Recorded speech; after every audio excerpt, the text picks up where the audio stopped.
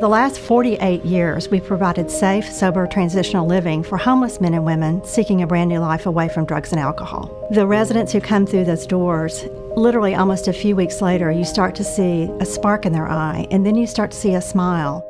I was there the very first day when Angela came in through the doors, and I got to see the transformation in her life. I went through losing my children. I eventually ended up homeless. I remember the first time I actually walked through the doors and walked into the office, I felt something that I hadn't felt in years. It gave me friendship and fellowship. I didn't feel alone anymore. I was restored with my children. I was restored to sanity. And all that started when I first walked through the doors there. For that newcomer that is lost, it has an unbelievable sense of home. When I arrived in 2014, the building was so dilapidated that we were concerned about keeping the doors open.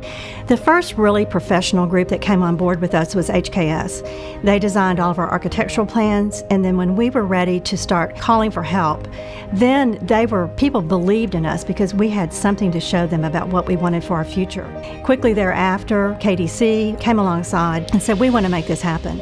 The older facility was over 50 years old, and the life safety issues, the sprinkler systems, if you can build a facility that is more welcoming, it's clean, it essentially honors them as they go through their rehabilitation process. A charity project's the kind of job that we all really want to do because we're finally able to give something back to the communities. And once the subcontractors knew what we were asking for and why we were asking for it, they jumped on board. We didn't even have to ask twice. The 24 Hour Club was a joint venture with Austin Commercial, Balfour Beatty, and Beck. Well, we had a lot of neighborhood people come around and ask, hey, this is 24 Hour Club. And we said yes, and it would get a little emotional at times, but some of these guys just break down and say, this place saved my life 10 years ago. What is amazing is when they're going to pour concrete, and then you have one of the gentlemen pouring the concrete that used to live at the 24 Hour Club. He said, now I've got a house, family, kids in college. He said, life's good.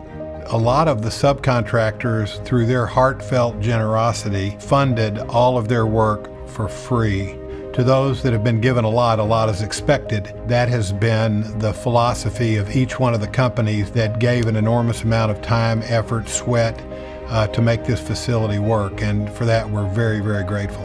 When the new facility opens, throughout the rehabilitation community, it will be a best-in-class, A-plus type facility. First time we're having a community room. Our recovery room is twice the size. So we will be having 1,000 community people coming in every week to come to our 30 recovery meetings. One of the most important things that I want to leave as part of a legacy is that we are going to be able to keep our doors wide open for eternity. We're trying to make certain that we have enough dollars in a maintenance fund to take care of the building going forward. We're going to have a lot larger operating budget, so we are hoping that hundreds, if not thousands of people will come alongside of us, and if they give $10 or $25, it's going to make a difference in how we keep our doors open for those who are so desperately in need. We built it not for a company to do business, but for people to turn their lives around. And that's significant. You're not just helping, one person, you're helping an entire community as a whole, because that's really the ultimate focus here, is to help that next person in line.